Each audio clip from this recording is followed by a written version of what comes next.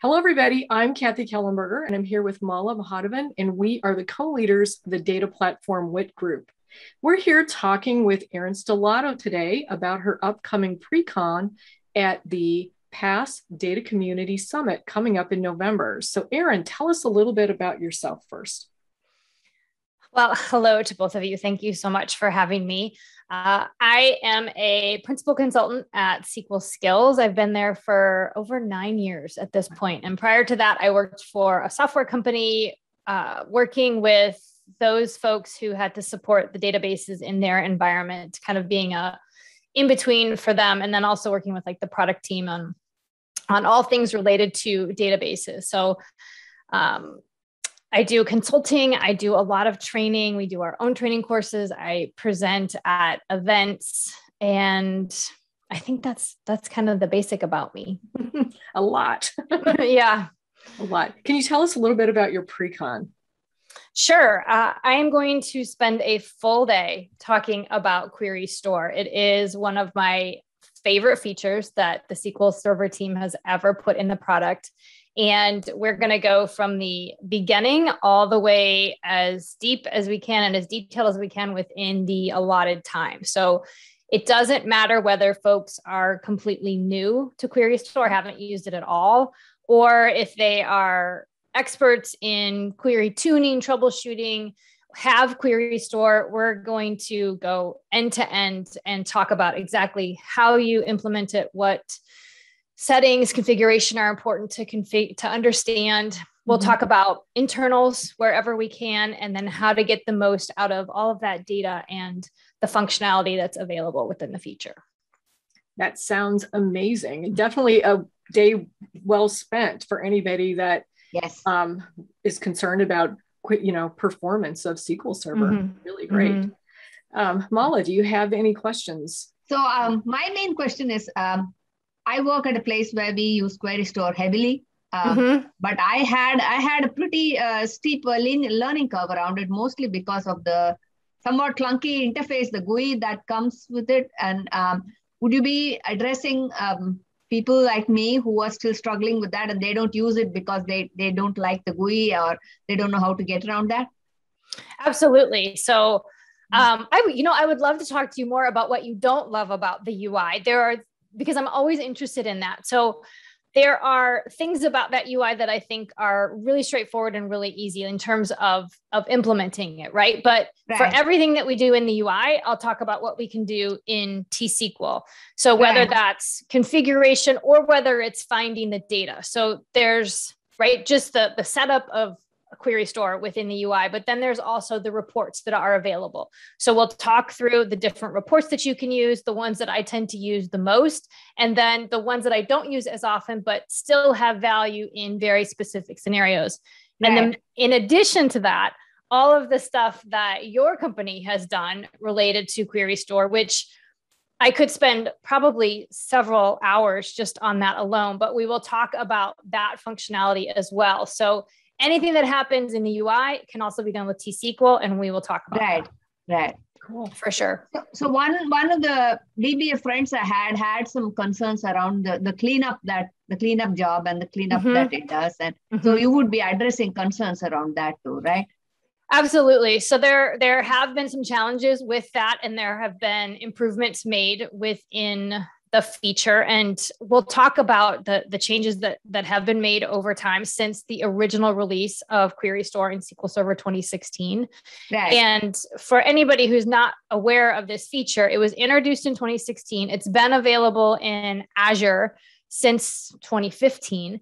And I will be talking about both on-prem and cloud solutions. So it doesn't matter where you're running SQL Server, how you're running it. This is a feature that you can use, and we'll go through some nuances, some differences between on-prem and cloud so that wherever you are, you'll understand how to use that feature. But we absolutely talk about cleanup, the challenges that are there, what you need to pay attention to, and kind of how to get around it in certain scenarios. And also some of the TSQL stuff like having an unnamed primary key and such that can cause issues with force plans because it can't find it and stuff. So yeah, that's a really, really interesting scenario that folks have run into. And a lot of the things like that are things that I talk about. So it's not just here's what it is, here's how to implement. It's also here are the kind of very zebra is the term that it's used in the medical world, right? Like the very one-off weird scenarios that you can run into. Those I often will throw in there as well, because someone in the audience is always bound to have that type of situation in place. Yeah, because coding like that with TSQL is very, very common. I mean, I used to do it all the time. You don't have to name something because it's only a template table. So yeah, yeah. It's a quirky one for sure. And the interesting thing about that is it's actually not something within Querystore. It's actually in the optimizer. So I had reached out to the team and asked about that. Like, is there a way to address this? And it's something that they'd have to go back to the optimizer to look at, as opposed to just being able to, change some code within Querystore. Correct. Cool. So is Querystore something that everybody should always be implementing on their production databases, or is it something that you're going to save it for when you really need it? I'm just wondering about the impact of Querystore. I will vote for everybody should. That's a great question, Kathi. I think that everybody should use it because, and it's something that you turn on and you leave on, right? Because you don't know when a performance problem is going to occur. And so you want to have it enabled, but there are some things to be aware of as it relates to performance, which you mentioned. That is a question that I get almost every time I present on the topic, which is what is the overhead of running this feature? And it's a valid question, and I get it. And I know that lots of folks are hesitant to implement it because they turned it on and they had some issue. And so they just turned it off and they're like, no way. There's a reason that it can be problematic, and it has to do with the workload.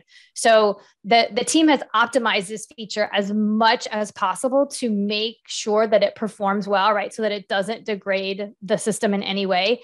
But the workload is always a variable, right?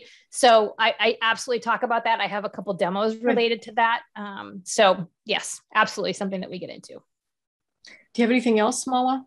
No, that's mostly it. And, I think anybody who is at any level of Querystore, I think this would be a class worth attending, really worth attending, in my opinion. Because we've used so much of what Erin's blogged and talked about. Yeah, for our implementation. It's a lot. It's been something that I've been talking about since it originally came out in 2016. I remember doing my first session on that. It was in February of 2016, before the SQL Server 2016 had released in April.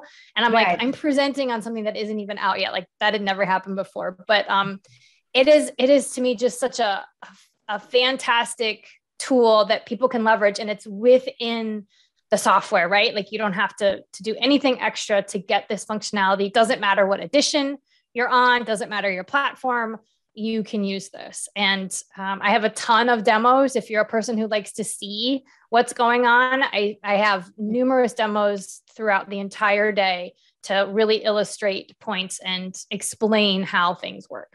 And you would be giving out scripts and links to various resources. Of course. Yeah. Yep. You get all of the scripts for sure. Yep. Well, it sounds like an amazing pre-con. And one of the cool things is that it's only $200. Yeah. So $200 to spend the day with Erin, telling us not everything she knows. I know she knows much more. As much as I can about Querystore, I'll tell you as much as I can about that, for sure. In 8 hours. So thank you so much for chatting with us today. And we look forward to seeing you at the summit. Yes. Thank you, Erin.